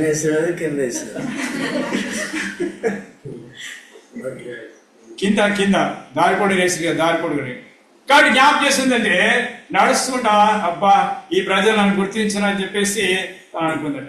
సరే అని చెప్పేసి ఒక రోజున యేసుప్రభు లేకుండా గాడిద వచ్చింది ఆ ఊరికి. కాబట్టి ఆ ప్రజలు ఎవరు పట్టించుకుంటారు? బట్టలు వేయట్లేదు, కొమ్మలు వేయట్లేదు. అరిసిందట. గాడిద అరుపు ఎట్లుంటుంది? కుక్క అరుపన్న భరిస్తాం కానీ గాడిద అరుపును భరించారు. ఆ ప్రజలు ఏం చేసినట్ట, ఇది మా ఊరికి వచ్చి మా వీధుల్లో ఏం చేస్తుంది అరుస్తుందని చెప్పేసి కర్ర తీసుకొని ఎట్లా కొట్టిరట. ఇక అది వెళ్ళిపోయేదాకా మూలుగుతూ వచ్చిందట. దానికి కారణం ఏంటంటే దాని మీద ఎవరు లేరట? యేసుప్రభు లేకుండా నువ్వు జీవిస్తున్నాయేమో. మన మీద యేసుప్రభు ఉండాలి, మనలో యేసుప్రభు ఉండాలి. మనలో వేసుకుంటే మన ఘనత. నన్ను గణపరచమని నేను గణపరుస్తాను అంటాడు. కాబట్టి యేసు ప్రభువును ఎన్ని రకాల శ్రమలు వచ్చినా కూడా గణపరచాలి. కాబట్టి నేను జరిగింది ఏంటంటే, వారు ఏమో చేయాలనుకుంటారు కానీ దాని వెనుక ప్రార్థన శక్తి ఉండడం చేత వారు టచ్ మీనాడు చేయలేకపోతున్నారు, అక్కడ రాలేకపోతున్నారు. అంటాడు దాన్ని బాగా కాల్చివేయాలో బాగా దీన్ని అనగా వీళ్ళందరినీ కూడా అనగా ఫైన్ వేయాలని చెప్పేసి ఏదో రకంగా వాళ్ళు ప్లాన్ మీద ప్లాన్ వేస్తున్నా కానీ కాబట్టి అక్కడ ఏం చేస్తుందంటే వాళ్ళు దాన్ని టచ్ వ్యాన్ టచ్ చేయలేకపోతున్నాడు. కాబట్టి అన్నీ ఉన్న ఆయుధాలు కానీ టచ్ చేయలేకపోతున్నారు. అక్కడ భయం వేస్తుంది వాళ్ళకు. కాబట్టి ఎలాంటి భయం అంటే ఏమైనా చేస్తే ఏ ఉగ్రత వచ్చి మన మీద పడుతుంది. కాబట్టి అంతటి అనక కాబట్టి అక్కడ ఉండదు చాలా తక్కువ మంది, మేము దాదాపు 10 మంది ఉన్నాం. సిస్టర్స్ ముందే వెళ్ళిపోయినారు. కానీ అక్కడ వారు టచ్ చేయలేకపోతారు. ఆ ఊరంతా కూడుకుంది కానీ వారు దాన్ని టచ్ చేయడానికి భయం వేస్తుంది. ఏమవుతుందో. అట్లా దేవుడి కార్యాలు ఎలా జరుగుతాయంటే, కాబట్టి ఎంతమంది ఉన్నప్పటికీ దేవుని శక్తి అక్కడ ఉంటే వారు ఎవరు ఏం చేయలేని సంగతిని జ్ఞాపకం చేస్తారు. కాబట్టి నాడు ఆ గాడిదే మనమై ఉంటుంది. గాడిద మీద యేసు ప్రభువు ఉన్నాడా? కాబట్టి ఈనాడు అనేక కట్టబడిన జీవితానికి సాదృశ్యం ఎందుకంటే ఈనాడు విడిపించిన దేవుడిని ఏర్పరచుకుంటే ఎందుకు నిర్లక్ష్యం చేస్తున్నావు? ఎందుకు దాన్ని పోస్ట్ పోన్ చేస్తున్నావు? కాబట్టి ఈనాడు దేవుని కొరకై అది కావాలని కోర్చు వస్తున్నాడు. అది ప్రభు దగ్గర వచ్చినప్పుడు ఆ గాడిద సంతోషించిందని రాయబడింది. అందుబట్టి ఆ గాడిద మీద యేసు ప్రభు కూర్చున్నప్పుడు ఆ గాడిద ఘనత వచ్చిందని జ్ఞాపకం చేస్తుంది. ఆ గాడిద ద్వారా దేవుని యొక్క పరిచయం ఆయన దీనుడు ఈ లోకానికి వచ్చినాడు. కాబట్టి దీనమైన పరిచర్య ఈనాడు దేవుడు అంగీకరిస్తాడని సంగతి జ్ఞాపకం. నీ దీనమైన పరిచయం నీకు ఏ టాలెంట్స్ అనగా ఆ చదువు కానీ జ్ఞానం కానీ లేకపోతే లోక సంబంధమైన తెలివి కానీ అనగా ఉన్నట్టయితే కాబట్టి అవన్నీ కూడా ప్రభు దగ్గర పనిచేయవట. కాబట్టి ఎవరు దీనులై నలిగే హృదయం గలవాడై నా యొక్క వణుకుచుండను నేను వారిని దృష్టి ఉంచినానని వారిని ఏర్పరచుకున్న సార్ వారు కావాలని దేవుడుకోవచ్చు. కాబట్టి ప్రభు దగ్గరకు వచ్చినప్పుడు అలాంటి దీనత్వంతో మనం ఆ బలలో పాల్పొంది అలాంటి దీనత్వంతో దేవుని పరిచయం చేసి బలా నమ్మకమైన దాసుడా 5 పట్టణం 10, 2 పట్టణం 4, 1 పట్టణం అనగా 1 తలాంతు తీసుకొని ఏమి సంపాదించకుండా దాని భూమిలో బాధ పెట్టినాక విశ్వాసంతో జీవిస్తే ఒకవేళ దయచేసి ఈ మధ్యాహ్న కాలస్యంలో ఆ దాచిపెట్టిన యొక్క తలాంతుగా అనగా భూమిలో పూడ్చిన తలాంతుగా మనం ఉండకూడదని జ్ఞాపకం. దాన్ని వాడాలంట. ఆ టాలెంట్ను ఆ తలాంతును వాడాలి. అప్పుడు దేవునికి మహిమను ఘనతను. కాబట్టి పరలోక రాజ్యం అయినప్పుడు నా కొరకే ఈ భూమి మీద ఈ తలాంతు వాడిని కాబట్టి ఈ 10 పట్టణాలకు ఈ 4 పట్టణాలకు అనగా నీవే అని చెప్పేసి దేవుడు ఇచ్చేవాడని జ్ఞాపకం. కాబట్టి అలాంటి విశ్వాసంతో అనగా 1 కొరింథీ 11:28 వచ్చి ఏమంటే కాబట్టి ప్రతి మనుషుడు తను పరీక్షించుకొని అలా చేసి ఆ రొట్టెని తిని ఆ పాత్రను త్రాగవాలని ఆ మనుషులందరినీ దేవుడు హెచ్చరిక చేస్తాడు. కాబట్టి ప్రతి మనుషుడు పరీక్షించుకొని అలా చేసి పాల్పొందుకు దేవుడు సహాయపడు. దేవుడు మాట దీవించబడి.